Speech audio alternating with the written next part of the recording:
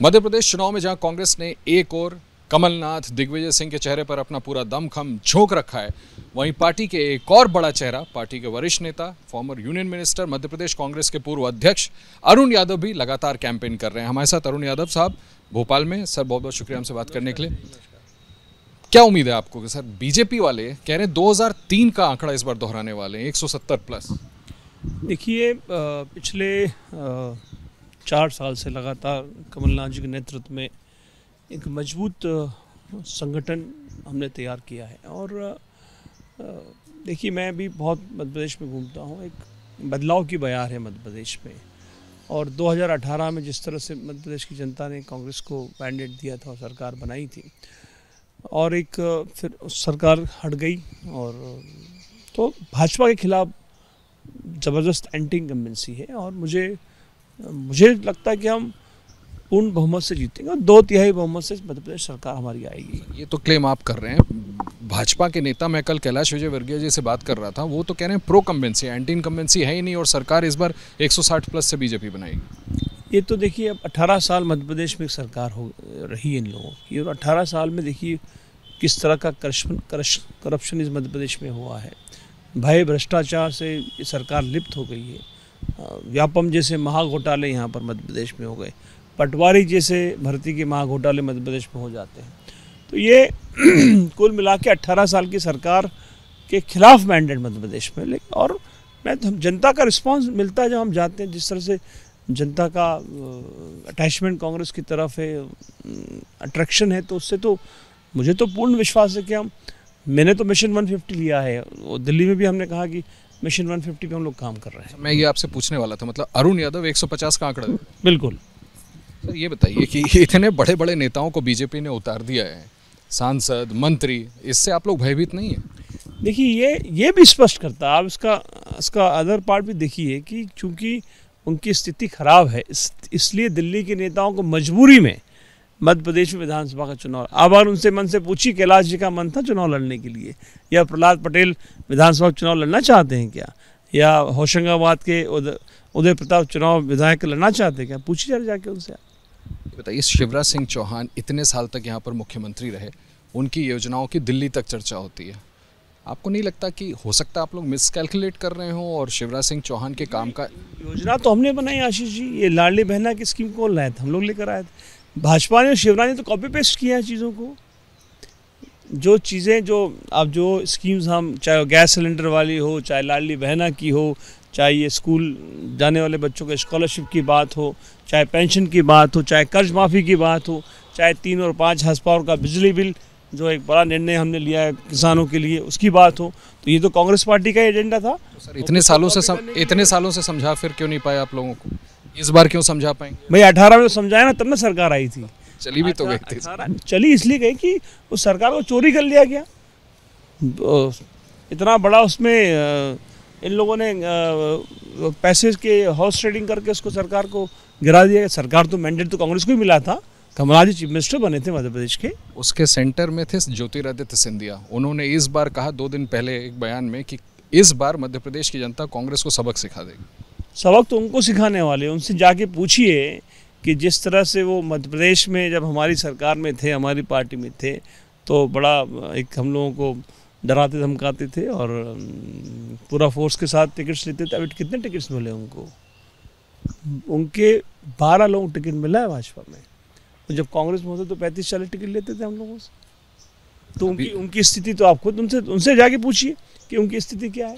अब आज की तारीख बैक बेंचर है भाजपा में, ऑब्वियसली। लेकिन चर्चा तो ये है कि अगर जीत गई भाजपा तो मुख्यमंत्री भी हो सकती है। अब ये तो जीतेगी तब ना, मध्य प्रदेश में तो हम ही आने वाले हैं, ये जीतेगी तब। 2023 में आशीष भाई, मैं स्पष्ट बोल रहा हूँ आपसे, 2/3 बहुमत से मध्य प्रदेश में हम सरकार बनाएंगे।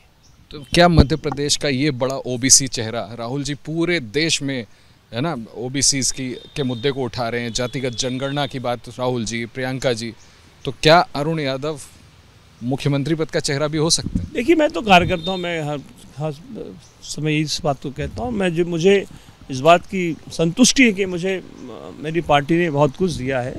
प्रदेश कांग्रेस कमेटी का अध्यक्ष बना दिया, मंत्री बना दिया, सांसद में रहा 3 बार। तो जो दिल्ली तय करेगी, उसको मान्य करेंगे। हाल फिलहाल तो मध्य प्रदेश में कमलनाथ जी के नेतृत्व में सरकार 2023 में बनाएगी। नहीं, जब दिल्ली अगर तय करे आपको तो फिर दिल्ली को तय करना है, ये तो दिल्ली तय करती है। तो मुख्यमंत्री के तौर पर सर अभी तक एक बार क्लियर कर दीजिए, कमलनाथ जी का चेहरा तय है या विधायक तय करें? बिल्कुल, मध्य प्रदेश में कमलनाथ जी के नेतृत्व में हम लोग सरकार बनाएंगे और कमलनाथ जी हमारे मुख्यमंत्री के चेहरे पहले भी थे और वह आगे भी रहेंगे। उप मुख्यमंत्री बन जाइएगा फिर? मैं कहा ना, दिल्ली तय करेगी।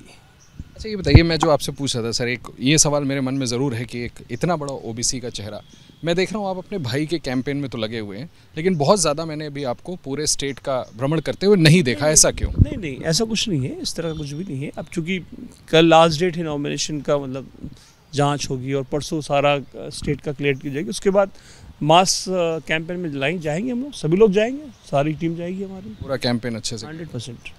सर अभी ऐसी चर्चाएं हैं कि जैसे जैसे चुनाव करीब आता जा रहा है बीजेपी भी काफ़ी कैचअप कर रही है, क्या आपको बीजेपी से कोई चुनौती इस बार लगता है? बिल्कुल नहीं, मैं क्लियर कर देना चाहता हूँ कि बीजेपी से आप डाउन द लाइन जाके गांव में जाइए, आप खेत पर जाइए, खलिहान पे जाइए।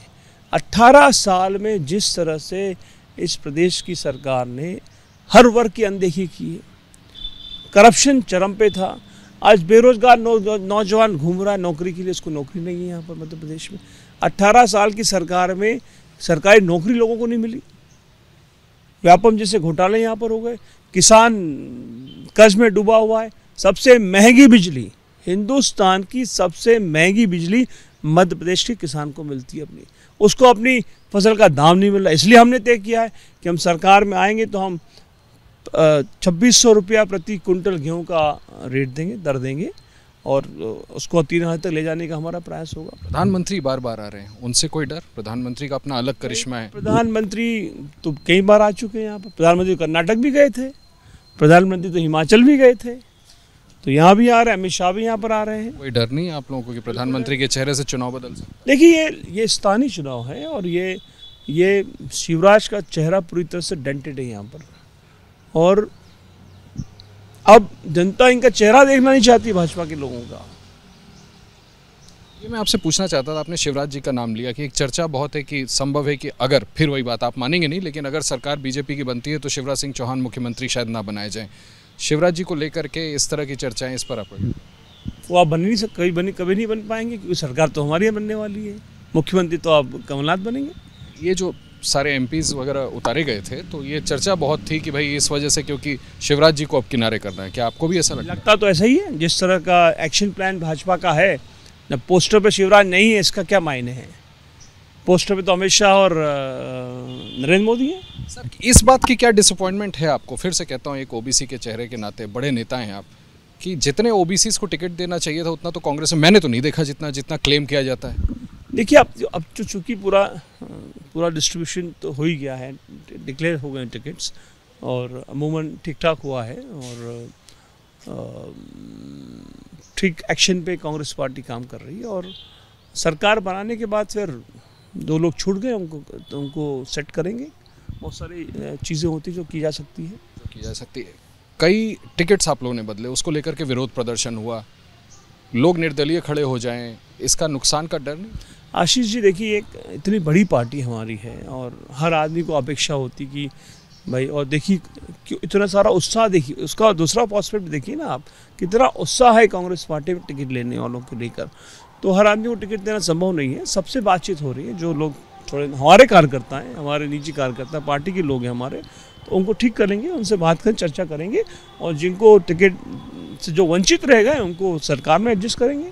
Samajwadi party, Janata Dal United, AIMIM 2 seat लड़ रही है, वोट नहीं विभाजित हो जाएंगे? इंडिया अलायंस की बात करते हैं आप लोग और यहाँ बिखरा पड़ा है। देखिए, समाजवादी पार्टी तो हर चुनाव हर बार लड़ते रहे वो लोग, तो मुझे नहीं लगता बहुत ज़्यादा इसका असर हमारे चुनाव में होगा, सभी पार्टियों को जिनका नाम आपने लिया। पहले लड़ते होंगे, इस बार इंडिया अलायंस बना था, कम से कम इस बार तो कोऑर्डिनेशन हो सकता था। अब ये चूंकि हमारे जुरिडिक्शन की चीज़ें नहीं है, तो ऑब्वियसली आप भी जानते हैं दिल्ली से तय होता है, तो किस लेवल पे बात हुई मुझे जानकारी नहीं है। एक आखिरी सवाल करना चाहता हूँ सर, क्योंकि आपकी पार्टी इंडिया अलायंस को लीड कर रही है एक तरीके से, अरविंद केजरीवाल को जो ईडी का समन दिया गया, उस पर क्या आपकी पार्टी का पोजीशन? अब फिर वही, मैं उस पर भी मेरा स्पष्ट यही कहना है कि चूँकि ये सब चीज़ें नेशनल लेवल की हैं। क्या स्टैंड है, किसको किस विषय पे क्या बोलना है, तो दिल्ली तय करती है। 150 प्लस मिशन 150। बहुत बहुत शुक्रिया हमसे बात करने के लिए। अरुण यादव पार्टी के बड़े नेता, बड़े ओबीसी चेहरा, और उनका कहना है जैसा आपने सुना, मिशन 150 150 सीटें कांग्रेस ला करके पूर्ण बहुमत से मध्य प्रदेश में सरकार बनाएगी, अरुण यादव का दावा। कैमरामैन मोहित के साथ आशीष कुमार सिंह, एबीपी न्यूज़ भोपाल।